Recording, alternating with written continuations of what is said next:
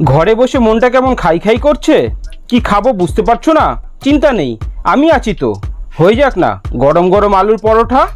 কি ভাবছো কিভাবে বানাতে হবে?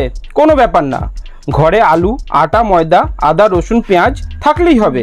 তো চলো দেখে নেওয়া যাক কিভাবে আলুর পরোটা বানাতে হবে। প্রথমে আমি এখানে 800 গ্রাম আটা ও 200 গ্রাম ময়দা ভালোভাবে মিশিয়ে নিয়েছি। তার মধ্যে পরিমাণ মতো নুন, চিনি ও একটু সাদা তেল দিলাম ময়মের জন্য। মোস্ট ইম্পর্টেন্ট, আমি এখানে একটু জোয়ান নিয়ে হাতের সাহায্যে ভালোভাবে ম্যাশ করে দিয়ে দিলাম, এতে ফ্লেভারটা খুব সুন্দর আসবে। এবার আমি এই মিশ্রণটি হালকা উষ্ণ গরম জল দিয়ে মেখে নেব, তাহলে ডোটি নরম থাকবে। অল্প অল্প করে জল দেব আর ভালো করে চেপে চেপে মেখে নেব। আমার আটা মাখানো হয়ে গেছে, এখন অল্প সাদা তেল মাখিয়ে ঢেকে রাখবো কিছুক্ষণের জন্য। আমি এখন আলুর পুর বানাবো, তাই 5টা বড় বড় আলু ভালো করে ধুয়ে ছোকলা সমেত প্রেসার কুকারে দিয়ে দিলাম। জাস্ট 1 থেকে 2টো সিটি, অমনি আলু সেদ্ধ। ফ্লেভারের জন্য একটি ভাজা মশলা তৈরি করব, তাই গ্যাস অন করে একটি ফ্রাই প্যানে 1 মুঠো ধনে দিয়ে দিলাম। একটু গরম হওয়ার পর তার সঙ্গী হিসেবে দিয়ে দিলাম গোটা জিরে। দুটোকে ভালো করে মাখামাখি করে গরম করতে হবে যতক্ষণ না দুজনের থেকে ভালো গন্ধ বের হয়। গন্ধ বেরোনোর পর দুজনকে একটি হেমন্দিস্তা ঢেলে কয়েক ঘা মেরে মিহি করে নিলাম। হয়ে গেলে আমার ভাজা মশলা রেডি। এবার আলুর জামা প্যান্ট খুলে ঘষতে শুরু করলাম। ঘষার পর দেখতে ঠিক এরকম লাগবে। এর মধ্যে আগে থেকে কেটে রাখা পেঁয়াজ কুচি, রসুন কুচি, আদা কুচি, লঙ্কা কুচি, ধনেপাতা কুচি সব ঢেলে দিলাম ও পরিমাণ মতো নুন ও একটু চাট মশলা দিয়ে দিলাম। তারপর সেই দুজনকে একসাথে করে রেখেছিলাম তাদেরকেও ঢেলে দিলাম। সব এক জায়গায় করে হাত দিয়ে ভালো করে মেখে নিলাম।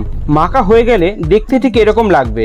এখন ঢেকে রাখা আটার ডোটি নিয়ে লেচি বানিয়ে ওর মধ্যে পুর ভরার জন্য লেচিগুলোকে বাটির মতো করে শেপ দিয়ে তার মধ্যে চামচের সাহায্যে অল্প অল্প করে পুর ভরে দিলাম। এই সময় ভালো করে খেয়াল রাখতে হবে পুর ভরা লেচির মুখটা ভালো করে আটকাতে হবে, ঠিক আমি যেইভাবে করছি।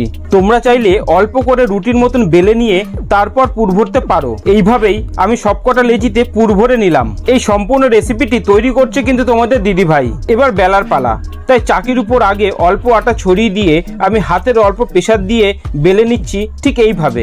বেলার সময় অবশ্যই খেয়াল রাখতে হবে পুরটা যেন বাইরে বেরিয়ে না যায়। উল্টে পাল্টে এইভাবে বেলতে হবে। এক এক করে সব লেচিগুলো বেলে নিয়ে আমি প্লেটে রেখে দিচ্ছি। এবার বেলে রাখা পরোটাগুলো ভাজার পালা, তাই ফ্রাই প্যান বসিয়ে দিলাম ওভেনের ওপরে। ফ্রাই প্যানটি অল্প গরম হওয়ার পর ভাজার জন্য পরোটা দিয়ে দিলাম। মনে রাখতে হবে রুটির মতো ভালো করে দুপাশ ছেঁকে নিয়ে তারপর অল্প তেল 5 থেকে দিতে হবে ঠিক এইভাবে, ও তারপর চেপে চেপে লাল লাল করে ভেজে নিলে তৈরি হয়ে যাবে আজকে আলুর পরোটা। এই একইভাবে আমি সব পরোটাগুলো ভেজে নিচ্ছি। এই গরম গরম আলুর পরোটা ঠান্ডা ঠান্ডা টক দই ও আচারের সাথে খেতে খুব ভালো লাগে। কিন্তু আজকে আমরা আলুর পরোটা খেলাম ঘুগনির সাথে। আমার এই আজকের রেসিপি তোমাদের কেমন লাগলো কমেন্ট করে জানাবে, আর ভালো লাগলে চ্যানেলটি সাবস্ক্রাইব করে দেবে।